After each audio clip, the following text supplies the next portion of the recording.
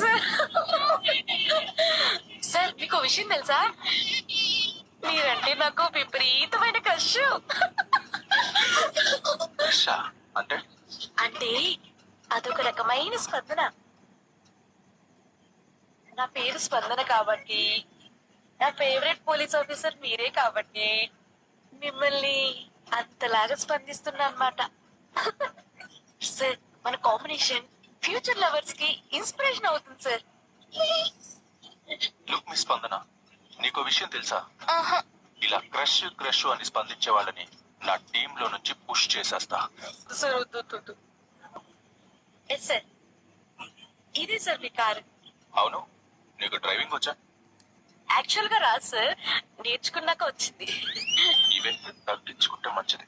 Okay sir, ఒక్క నిమిషం. ఇదే సార్ ఆ కేసుకు సంబంధించిన ఫైల్.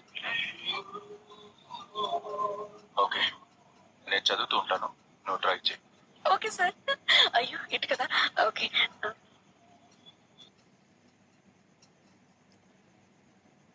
మీ టీచరు కోపానికి బ్రాండ్ అంబాసిడర్ లా ఉంది. హలో టీచర్, అంత సీరియస్ గా చూడక. నీ లంచ్ బాక్స్ లో ఉన్న ఫుడ్ అంతా వాళ్ళకి ఇచ్చేసావేంటి? ఎదుటి వాళ్ళ ఆకలితో ఉన్నప్పుడు ఆ ఆకలి తీర్చే అవకాశం మనకున్నప్పుడు వెంటనే వాళ్ళ ఆకలి తీర్చేయాలని మా అమ్మ చెప్పింది. మీ అమ్మ చెప్పినట్టుగా నువ్వు వాళ్ళ ఆకలి తీర్చావు, ఓకే. చివరిలో నీ ఆకలి ఎవరు తీరుస్తారు? నాకు మా క్లాస్ లో చాలా మంది ఫ్రెండ్స్ ఉన్నారు, ఎవరో ఒకరు నాకు పెడతారు.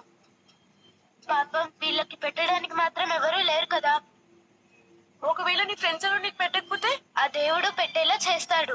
నేను వాళ్ళకి పెట్టాను కాబట్టి ఎవరో ఒకరి చేత ఆ దేవుడే నాకు పెట్టిస్తాడు.